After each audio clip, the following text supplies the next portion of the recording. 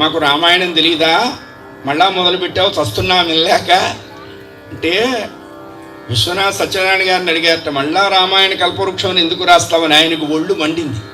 ఒళ్ళు మండి పిచ్చి తిట్టు తిట్టాడు అడిగిన వాడిని. జనానికి తిన్న అన్నమే తినటానికి సిగ్గు లేనప్పుడు, చేసిన సంసారమే చేయటానికి సిగ్గు లేనప్పుడు రామాయణం రెండోసారి వింటే సిగ్గెందుకు వస్తుంది అని అడిగారండి. అంతే. ఎలా ఉండాలో చెప్పింది రామాయణం, ఎలా ఉండకూడదో చెప్పింది భారతం, ఎలా ఉంటే మోక్షం కలుగుతుందో చెప్పింది శ్రీమద్ భాగవతం.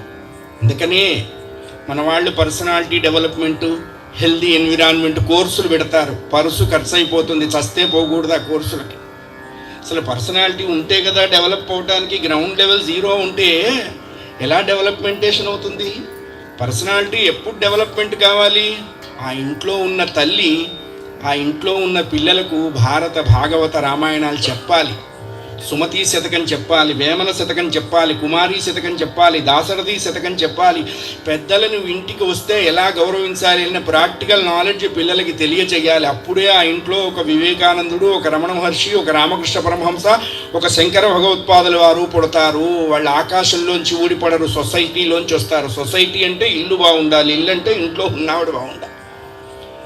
భారత భాగవత రామాయణాలు ఒక్క రూపాయి ఖర్చు లేకుండా పర్సనాలిటీ డెవలప్మెంటేషన్కి ఎట్లా ఉపయోగపడ్డదో చెప్పినటువంటి జాతి భారత జాతి. నా దేశం భగవద్గీత, నా దేశం అగ్ని పునీత సీత, నా దేశం పావనగంగ, నా దేశం కరుణాంతరంగా. తండ్రి కొడుకులు ఎలా ఉండాలో రాముడు దశరథుడే ఆదర్శం. భార్యాభర్తలు ఎలా ఉండాలో సీతారాముల ఆదర్శం. అన్నదమ్ములు ఎలా ఉండాలో భరత లక్ష్మణ శత్రుసూదనులు ఆదర్శం. స్నేహితుడు ఎలా ఉండాలో సుగ్రీవుడు రాముడు ఆదర్శం.